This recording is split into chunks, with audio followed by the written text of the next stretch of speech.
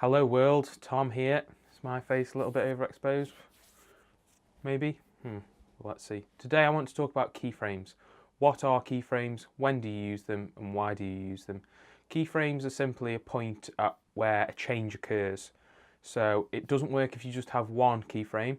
Say if you put a keyframe at 200% on scale, that clip will be at 200% for the whole time of the sequence. But if you've got one that starts at 100 and then the next keyframe goes to 200, between those points, that clip will zoom from 100 to 200%.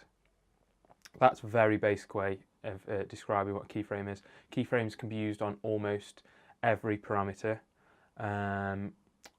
such as scale, position.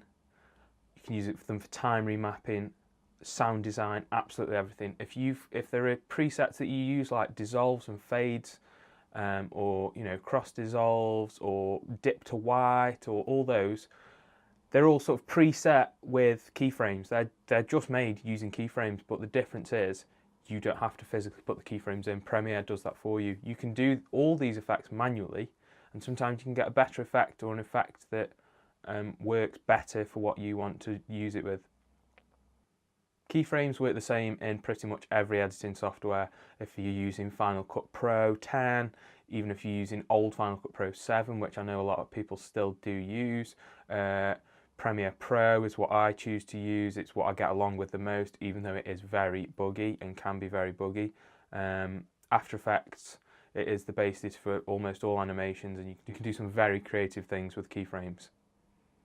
Also, there are different types of keyframes. So a normal keyframe with a diamond shape can be also eased in, eased out, easy ease. These are different behaviors for the keyframes, which say if you've got a title that zooms in and you want it to zoom in softer, you might easy ease both the keyframes and then it'll sort of ramp in and ramp out instead of it just being a harsh stop. Don't go around messing with other people's keyframes on other projects because it is very easy to mess things up very quickly.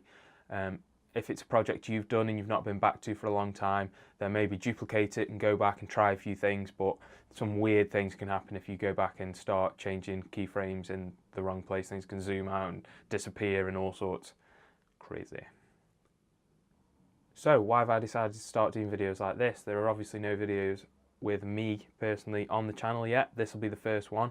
I've decided to do, there are a lot of requests in the comments for me to start using my own voice. The reason I didn't do that in the past and haven't done that before is just purely time.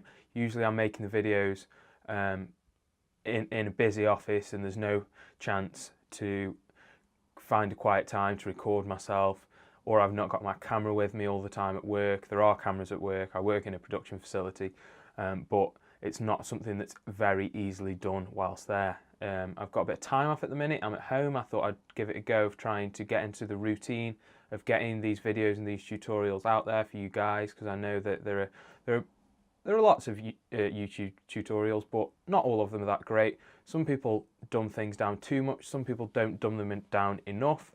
I think I want to try and get sort of in the middle so that, if you're someone who's got a rough knowledge about filmmaking but wants to improve on your skills and get better at editing and get better at shooting, this channel will not just be for editing videos. I will also do things on kit and look at how the industry is moving on and different ways that you can integrate editing into your filmmaking. So what I mean by integrating your editing into the way you shoot is by filming in different styles that might lend themselves better to different transitions, and different ways of editing work better with different shots. So if you know you want a nice snappy edit, you've got to go and shoot more than if it's going to be a slow, long, drawn out, relaxing edit. If you want it to be short, snappy, sharp, you've got to shoot 100 clips. If you want it to be just 3 beautiful shots, then you've got to spend all that time you're shooting getting those 3 perfect shots.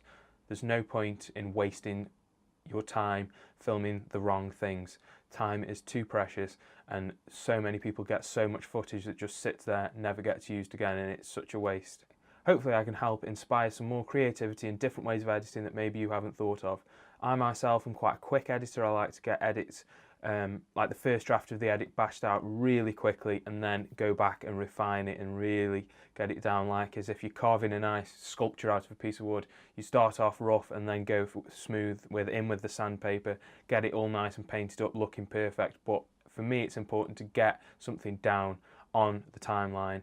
For me, it's important to get something down on the timeline, get that story rough out there so that I can see if it works. There's no point spending time on the first 5 seconds for a day and then realising that actually that 5 seconds is never going to make the final edit. For me, it's all about editing smartly, saving time, getting that film out there, because there's no point having a film if people can't watch it. See you in the next video, guys.